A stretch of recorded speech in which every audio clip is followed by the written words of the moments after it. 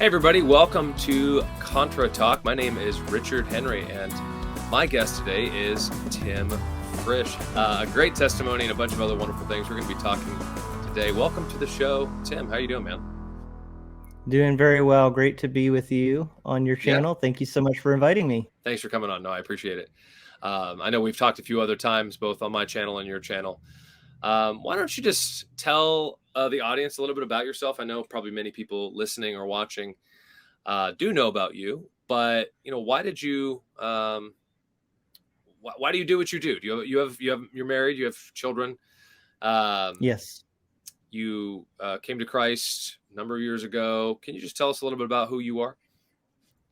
Yeah. Well, my dad is a church planter. He planted a church in Hamilton, New Jersey, back in 1975.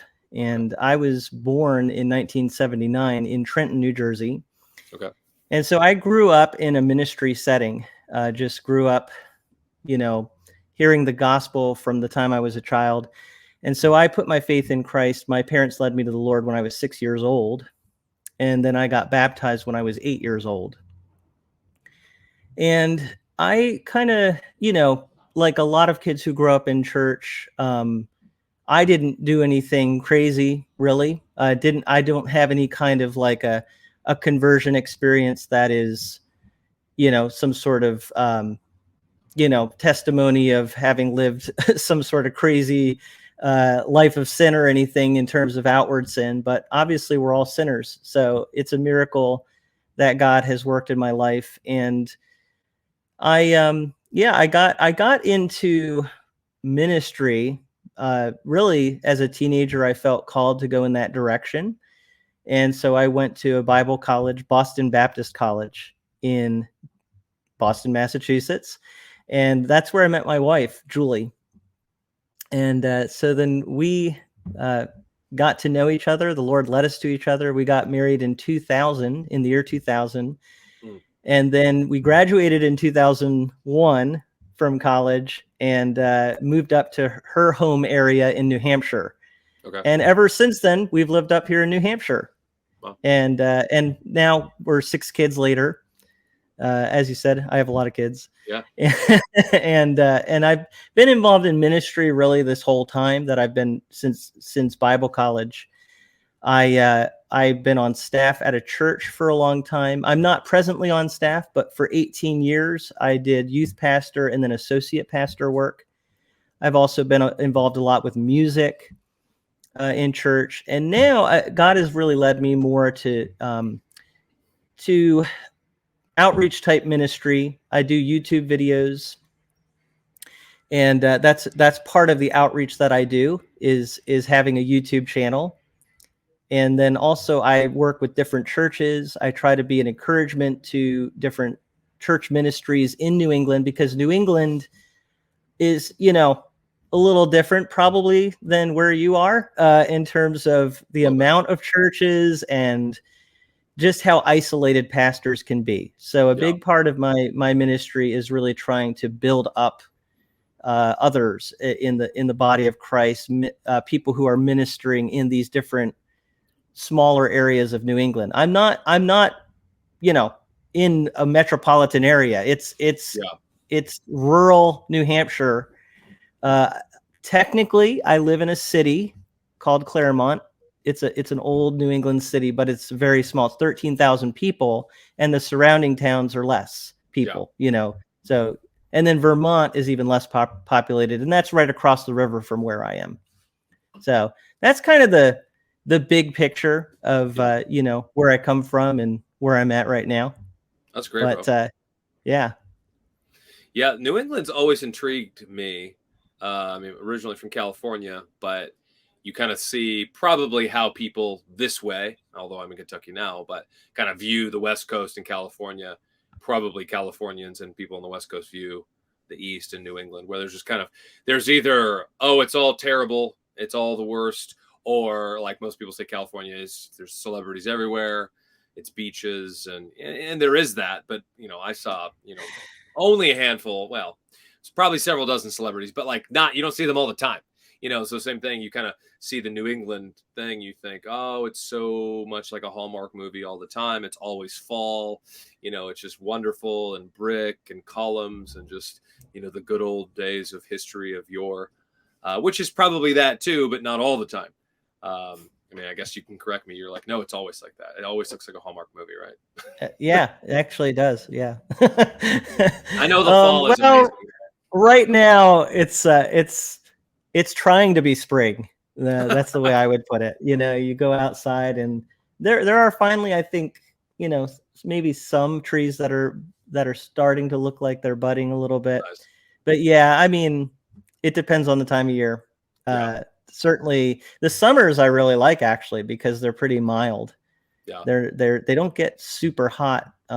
Maybe a couple weeks where it gets pretty hot, but still not like other places. And then the falls are gorgeous, especially, during the earlier fall. Yeah. And then the winters, at least, I like the fact that the winters are just cold, and they're not necessarily like that wet cold that maybe you probably would get more. It's probably a drier kind of a cold, which I prefer.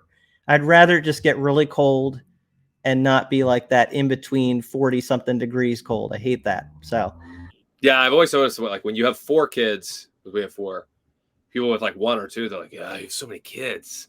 And then like you have 6 and it's like 4, nothing. Like, yeah. Actually, no, 4 has a lot. Yeah. Yeah. Well, yeah. But like, depends how old they are too. Yeah, that's true. But it's funny, like it usually doesn't work both ways, or it's like a 2-way street, where it's, if you have more, anything less is like, that's a piece of cake. Whereas if the person who has less looks at the other people with more, like, you have 6 kids, are you insane? But yeah, anyway, I know. Yeah, the Lord is good. Lord is good. He does provide. What's the best month to visit New Hampshire? Depends on what your preferences are. Yeah. Oh, okay. Well, I think that the leaves a lot of times are peaking around early October. Okay. But you really have to look year by year, even how brilliant the leaf changes are going to be, because it just really depends on the weather. Mm-hmm. And even what the summer was like can impact how the trees change. Yeah. But yeah, somewhere around early fall, like Columbus Day weekend, I think, is kind of one of the times where people will visit leaf peepers. Yeah, nice. No, that sounds good. I've been up through New England. It's been a while. We did a couple like road trips, like big time road trips in the summer, but never in the fall. No, it's good. You mentioned, so you're on YouTube. Why did you start doing YouTube? We all have kind of different reasons, especially those of us who are trying to be effective at YouTube and trying to be professional and trying to, talk about certain topics. Why did you start the channel? And I guess, when did you start the channel? Well, I probably am like a lot of other people. I watched YouTube videos and started to think about, oh, maybe I could start a channel, and I was watching like Think Media. A lot of people have watched their videos that talk about starting a channel, and they tend to really try to motivate people to start a channel. So I think I got motivated, and the thought came to me as I was watching videos like that and watching content that I enjoyed. And then in August of 2018, I officially started. And my first videos were basically kind of an overview of John Stott's Basic Christianity. Oh, okay. So you can actually still go back and watch my first videos from August 2018. And it took me so long to get any kind of an audience on YouTube. I think it was actually August. Excuse me. I think it was May of 2020 when I hit 1,000 subscribers. Okay. Wow. So it took, well over a year to get to 1,000 subscribers. Yeah. And I actually think even like the first 6 to 8 months, it took me to get to like 100 subscribers. So nobody really wanted to watch my videos at first. Yeah. And yeah, it's tricky. And I know I've got a separate chat that several of our YouTube channels, several YouTubers are in, and some are exploding. I know Jason, Jason Whitaker. He's been on your channel a lot, and he's been on mine, and I've been on his as well. And Dear Woke Christian, I know many people know it. He's just exploded, and I love it. And it's so wonderful to see, because not only his character shine through, but he wants to always lift up Christ and wants to hold the feet of whatever it is to the fire of the gospel. He's such a humble guy. So, and it's just, I'm so thankful that he's really, really exploded as far as just kind of popularity goes and everything.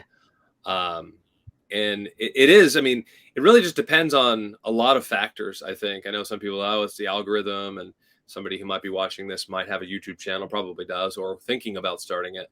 You know, I would say, and you probably would say, just do it and see what happens. Try and get better equipment, but don't, blow your budget, and be more professional. Look, I've always had, even as a designer myself, or doing graphic design, I guess, of seeing what you like. All right, I like this, and more or less copy it, right? There's nothing new under the sun. Obviously, you don't want to plagiarize, but, use the same kind of elements or the same colors or the same themes to a degree, and, be inspired and press on. So that's good. Yeah. So you said it took over a year to get 1,000 subscribers.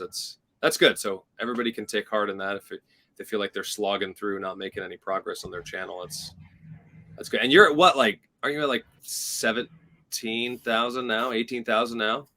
Yeah, I'm at 17,000 something. And honestly, my channel in recent months really hasn't been growing that much, so I go through plenty of times where, it just kind of plateaus. And I mean, I have growth trickling in, but it's not like my channel's really exploded. Like you said, Jason at Dear Woke Christian, his channel seems to be really quickly growing, and I could see that continuing. And he's doing a lot of things, I think, in the right way. I think he kind of naturally had some things that he put in place and ideas that he had that work really well on YouTube.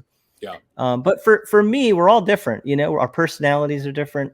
I really just, at this point in my life, wanted to talk about different things and do the things that I'm genuinely interested in, which is a variety of things. That doesn't always translate well into reaching a certain target audience, but at least I'm giving my fresh perspective on everything, Yeah, that's right. Yeah. So you do, so John Stott, you started with, I know you did a lot of coverage with MacArthur during the Rona lockdown and all that stuff, and how and I just got sizzling and crazy that was. I just got a book sent to me. Oh, wonderful. That's James for review. That's right. James Coates here. Yeah. God versus Government. And the foreword is by John MacArthur. Yeah. And I'm going to be reviewing this book with Jason Whitaker. Oh, wonderful. We're planning to do a video on it together. So that should be sometime in May. Didn't you also interviewed, was it Aaron is his wife, right? Jason? That's correct. James' wife. Yeah. Aaron Coates. Yeah. And wasn't Jason also on that video? Yes. Okay. Jason has done a lot of conversations with me. Yeah.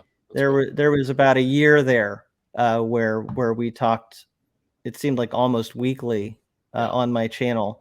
And he's a great communicator and has a really interesting perspective, partly just because of what he himself has experienced in his background and coming to where he's at. He's now in a Presbyterian church. But he wasn't always Presbyterian.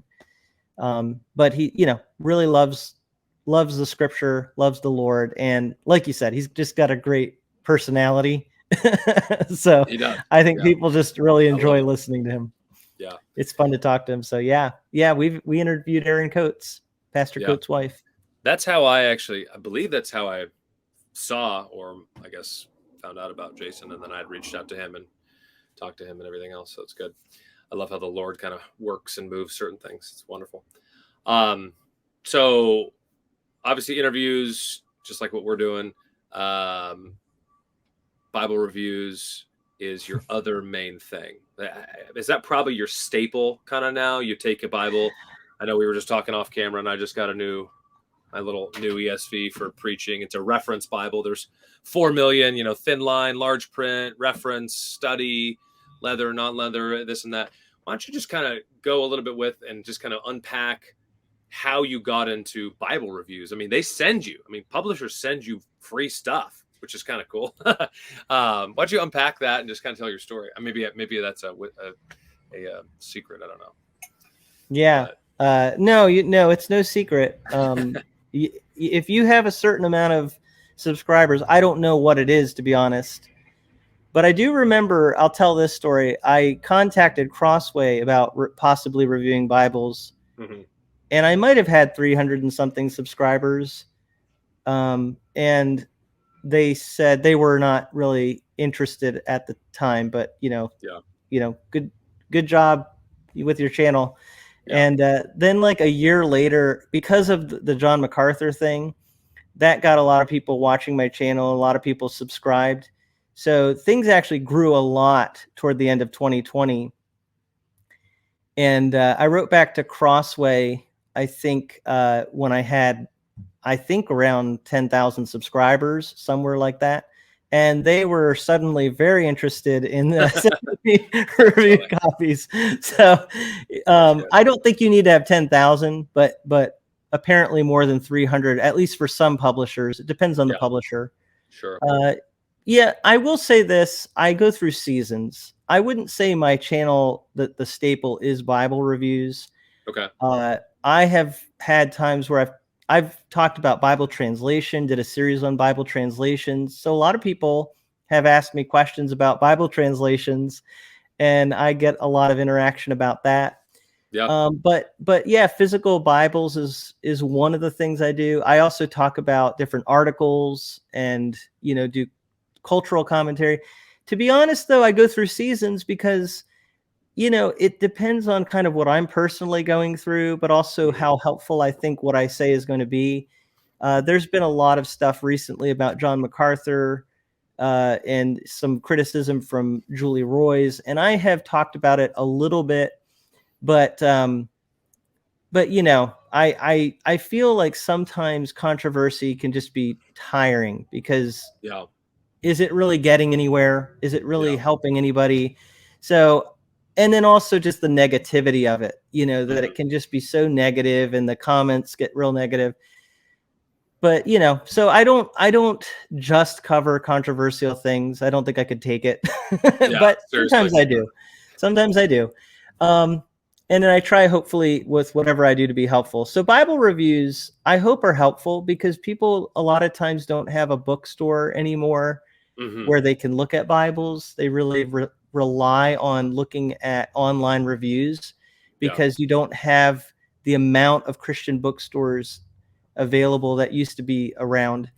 And so it's just a lot more convenient, easier for people if they want to know, okay, what is this Bible like? And is it worth getting? I'm able to give them a close look at it, up close and personal look at that particular Bible, and then talk about it a little bit so they can get a good feel for if it would be worth them spending money on. Yeah. So yeah, I mean, I actually will say that I think it was the beginning of 2019 when I did my first Bible review on a couple of Schuyler Bibles, which are very nice. Schuyler, and that was one of the first videos people actually wanted to watch. So that's kind of how I got into it. And I've told you this, people are much more interested in what you're talking about if you can find the right thing to talk about than they are in you, especially if they don't know you.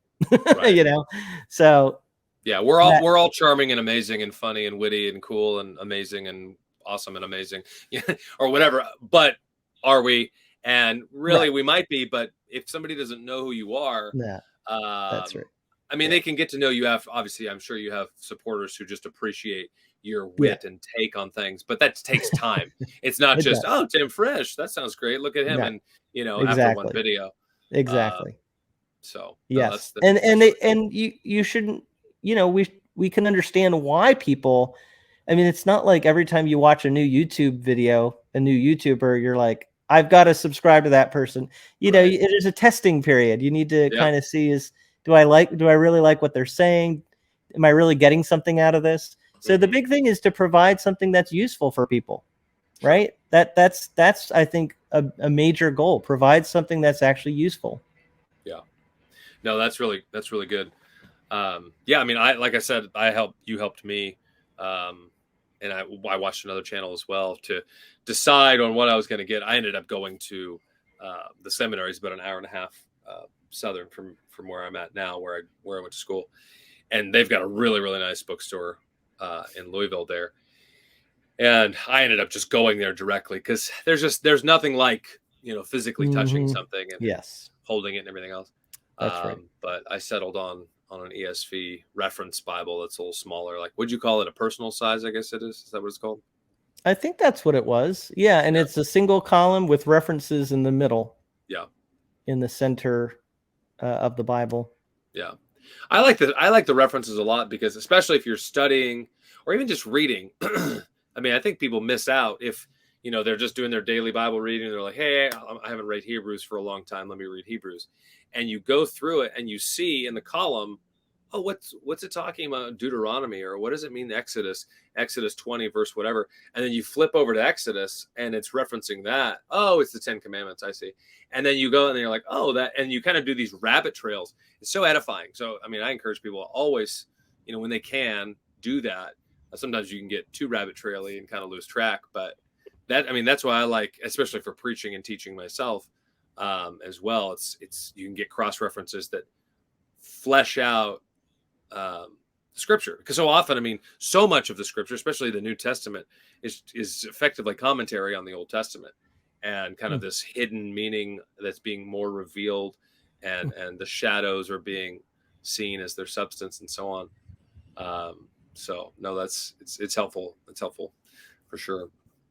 Do you have anything planned as far as, I know you said you're just doing that review with Jason on Coates' book. Do you have anything else, like big projects you're working on, or any pie in the sky ideas you want to share with us? I wish I did. I will say,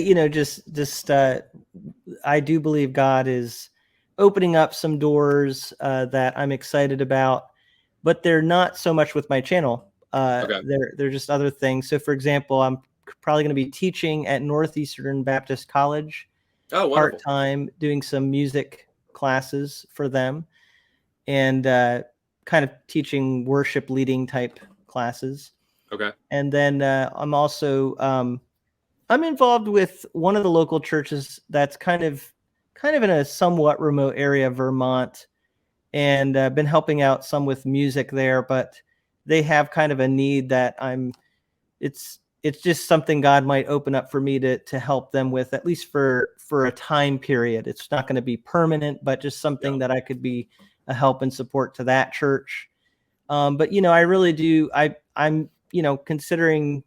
I really do consider what I do missions outreach work. So, whatever God opens up for me to do during each season. And so this season, I've got some of these opportunities, but the channel is kind of something that allows me to interact with people all over the world and just put, a little bit of who I am out there. I've been doing a lot more like scripture reading. It's really started with Instagram. If you go on my Instagram, A Frisch Perspective, I do those reels. And I'm amazed, like thousands of people are watching a lot of these where I'm just reading. And I know that's a good thing for people to hear. Just, if you're going to, just let them hear the scripture. So, but I've been putting it on YouTube Shorts as well, just for those who are maybe watching my channel and would like to watch that, they can. But mainly it's on Instagram that's been really successful. Okay, cool.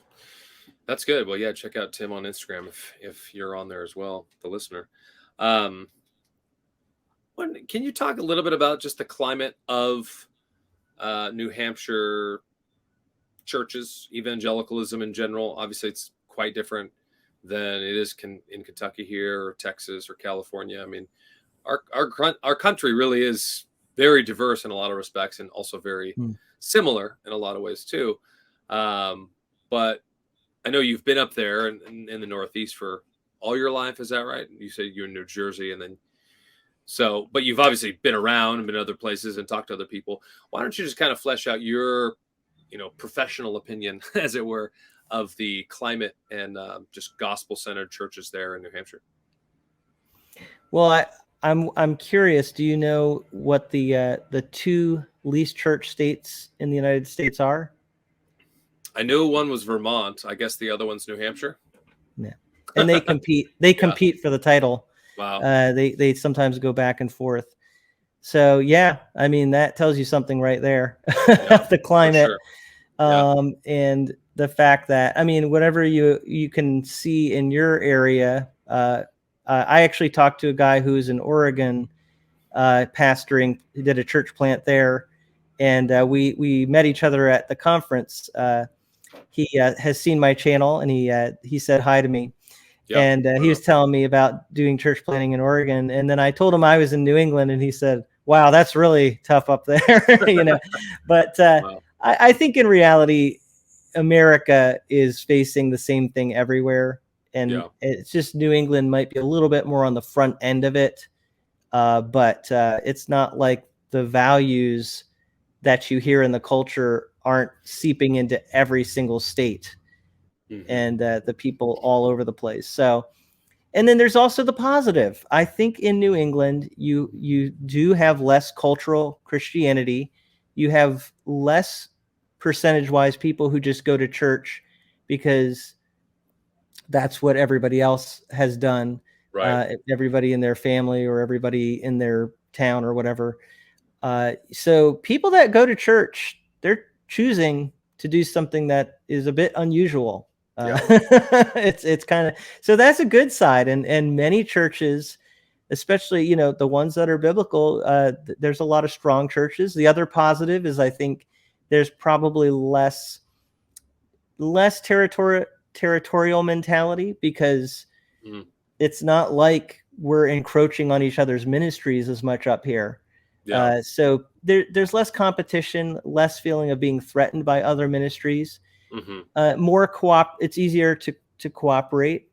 Now, there are still those issues. It's not like everything is perfect up here, Mm-hmm. in the church world. And so, but I do think you for example, you don't have so many churches just in a small area that they're just really fighting over who can grab people's attention and get people to come into their doors. It's not quite as much that way here.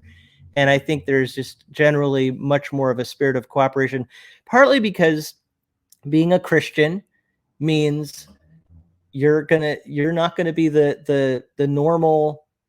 You're not going to be the norm up here. You are going to stick out in many ways as a Christian. And so I think you feel a sense of camaraderie with other Christians, even if you are from maybe a different background. Yeah.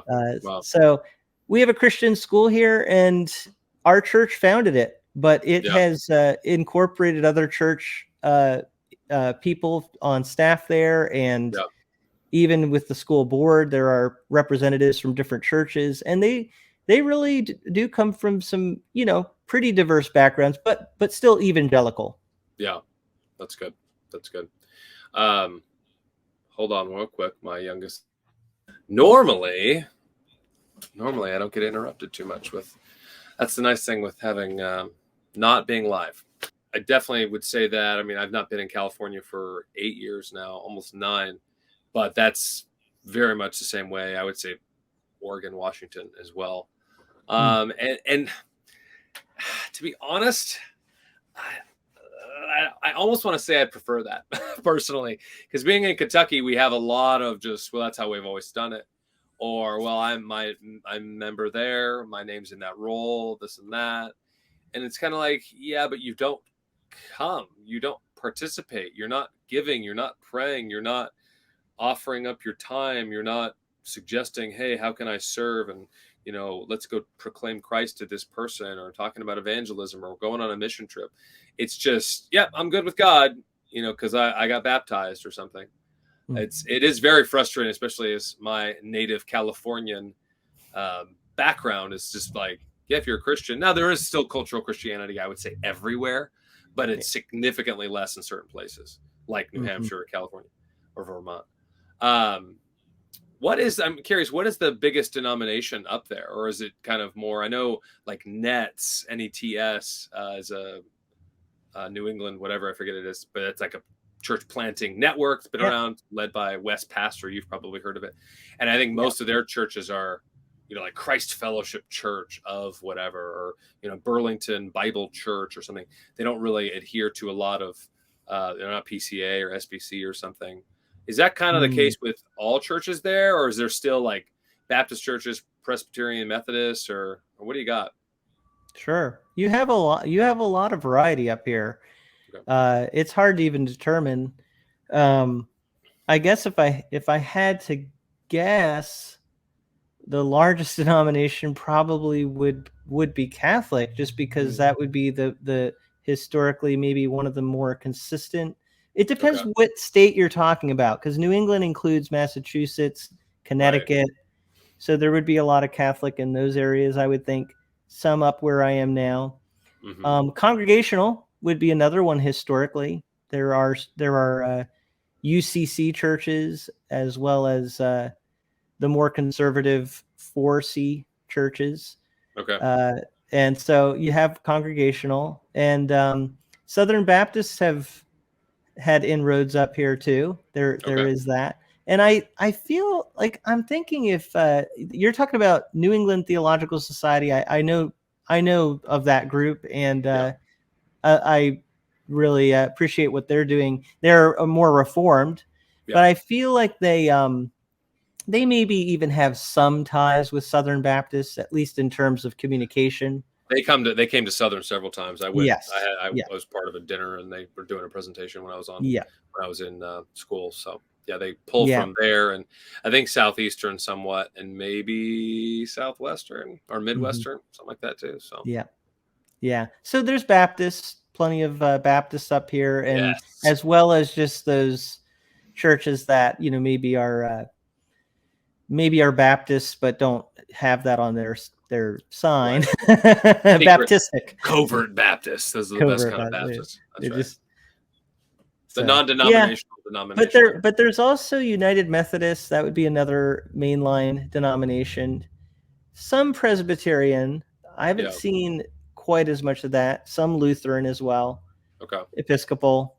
So historic mainline denominations, and you probably are aware that those tend to be liberal, and that is certainly the case in general up here with those mainline churches. They would be very theologically liberal. For the most part. Do they have, and you might not know because you obviously go to like a good church, but I'm always curious, because some of these denominations, have been ranked liberal for decades, right? It's not like it's new. Like the PCUSA has been, off the rails for a good century, or almost a century, and yet they still have people. I'm always curious, like, who are the people going? Would you say that it rivals as far as numbers? Now I'm talking pragmatism, but are there still like a good number of people, or is it literally like, 6 gray-haired people only at each of these churches? Or you might not know. I'm just curious. Yeah, I don't know, because I haven't really stepped into a lot of them. But I would say, if I had to generalize, I think they do still have places where their numbers are pretty solid, but I think in general they're not as thriving as churches that are really strongly Bible based. The truth is, like, there is a sense in which it's really much more appealing to people to like, if I'm going to go to church, it's having that high standard. When Jesus said, "Take up your cross, follow me," there's a sense in which people really, that kind of in a way, they long for that. Why would you go to church if you're just literally going to be, doing the same thing everybody else does? It kind of, what I mean? It kind of loses its purpose. No, that's been my point many times. I'm generalizing, but I think that I think that's one reason churches that take a stand on things tend to do better, because Mm-hmm. Why would you go to church if you don't have something, now again, there's the historic, the Catholic Church, for example, that's a very historic church, and there are people that generationally have been part of the Catholic Church. Mm-hmm. So I'm sure that applies to mainline denominations as well to some degree. Yeah. Yeah, no, that's an excellent point though, and I hope that's taken by the listener, because as a pastor, and I know I've got several friends who are pastors, and sometimes I talk to more frequently than not, and everybody who's a faithful Christian, generally you're going to be in a church, or you're maybe transitioning but wanting to get to a church as soon as possible, is that we need conviction. Why would you waste your time with trying to be in a place that looks just like the Cher concert, or the Bono thing, or the Britney Spears, whatever, and some TED talk with a Bible verse? Like, it's just kind of like, and I think we'll see that more and more, not to be too prophetic, but with the kind of very Middle East, seeker sensitive, cool kid churches, that, the bigger you get, the bar seems to go lower and lower. Not always, but most of the time that seems to be the case. And eventually, the bubble pops, and then people are kind of wrecked in the middle of it. And so, yeah, that's a really good point. Just take a stand, and those who are not in leadership, support your pastors, your elders, your deacons, and yeah, I mean, I'm really in New England. I'm largely contrasting that with liberal churches outright, like where they're actually not. They're not seeker sensitive, because it's not like they're necessarily doing anything showy. They're actually sometimes the most traditional in terms of the rituals, or the the liturgy that they do, right? But the meaning of it is often not what it was originally founded upon, and they certainly in terms of their like their actual carrying out of Christianity, their default is always, we just love people. That's all God calls us to do. And they interpret that as, well, that means you have to just always like be super accepting, and so that doesn't call people to be different in any way. You know what I mean? Everybody at least where I live, in a very unchurched or post-Christian kind of a setting, if you want to have a non-traditional view of marriage, or even say marriage isn't necessary, that's what everybody thinks, in our culture. It's if you actually believe marriage is something that's supposed to be a man and a woman for life, that you stick out. Right. And I mean, and ultimately, because marriage, I believe that God has ordered so many things, because he's an exacting, orderly God, that when you don't have that male female for life marriage, it eventually comes out, eventually gets wrecked. Like, you paint over mold, it'll eventually come out. It'll eventually show up in one way or another. Paint over it again, eventually it'll still come out. And unless you fix the problem, which is, tearing out the whole drywall or whatever the case is.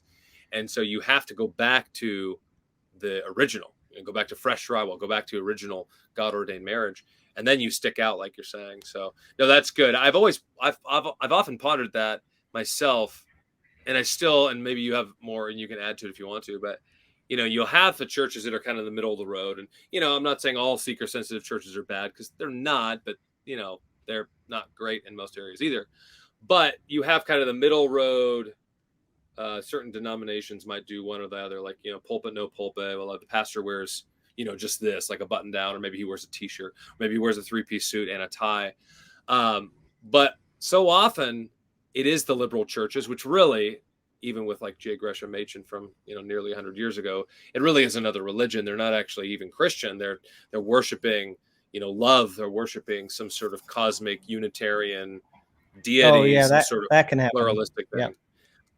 And yet those, especially the ones who are just rank, not even remotely Christian, although they kind of look like it, they have all the liturgy and all the stuff and the hymns, and they sing still good songs. And, not only is the guy wearing, or the girl who's maybe a lesbian also, wearing nice outfit, but she's also got the whole garb and the black thing and the this and the collar. And it's like, I don't know. Do you have any thoughts like on why there's almost an allergy for most confessional evangelical churches to say, I'm not going to dress up for church anymore. I'm not going to do that anymore. We shouldn't have pews. Get rid of the pulpit. Just have a little table, or maybe a clear or no pulpit. What are your thoughts? I know it's kind of off the cuff, but do you have any thoughts on that? Like why the liberals, who are most likely, it's another religion, really. I agree with Machen on that, honestly. But they still pretend to be Christian. I want to be careful because I don't know why people do what they do. And I don't, it can be kind of like you're criticizing as if, you know better than other people. But Yeah. I do question, or maybe I'm curious if there could be a legalistic aspect to, and I'm thinking again of the liberal churches where it is about dressing up and we do things the right way, the way we've historically done them. And then even that whole love thing can be a legalistic thing where, see, I'm living the way Jesus told me to live, not like you people who don't really live the way Jesus said to live. You're hateful. And there could be that. I think there's a danger there really of self-righteousness. And so I think kind of in reaction to that, evangelicals don't want to be legalistic and they don't want to put barriers. And, there is something to be said for that. Like I think of the many people who, where I live, it's not an upper class area. They don't have nice clothes a lot of times, or not a lot of nice clothes. You don't want to make people feel like they have to be super dressed up to be accepted and fit in at church. So I think, trying to relate to people is good. But, it's always things we have to think about. Like, isn't it also a good thing when we can say, hey, church is so special to us that we want to dress up and look really, because this is a place that is important to us, and the worship that we have together is important. And, so it's not like wrong to do either, but I think there's dangers in both, right? Because if you could be legalistic about, how good you look when you go to church. And we have to be one of those churches that people look presentable. But then you could have the danger of, it doesn't matter, and almost as if God, again, is just so accepting that, we start to think of God as he just affirms everything we do. He doesn't even care how we dress. And it's like, well, yeah, actually he does care how we dress. Right. For sure. Yeah, no, for sure. Yeah. Yeah, no, there's definitely a modesty there. There's obviously, we see places of braided hair, gold jewelry, braiding gold within the hair, and so on. But again, some of that is contextual and cultural. But then sometimes people act like, well, because if that's the case, then it doesn't apply. Almost like, well, that's poetry, so therefore it doesn't apply. And it's like, I show you a picture of my wife on my phone. Well, that's just a picture. That means you're not married. Like, well, that's stupid. Like, so we have these things that they have representation, and it's like, I've often pushed back and thought, okay, well, we have politicians who lie to us through their teeth, and big corporations, news media, CEOs, they all dress in suits. They dress nice. They've got the pantsuit or the dress or the whatever.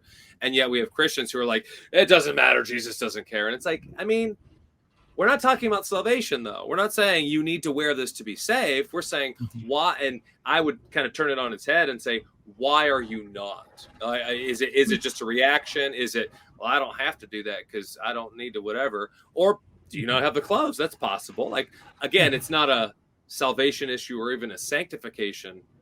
But the question is, if you're CEO of your big company, or the governor, or say the president, I mean, again, Biden versus Trump versus somebody else. But if they invited you to dinner, the Oval Office, or rather the White House in general, you're not going to be like, that's true. I'll just wear flip-flops. That's true.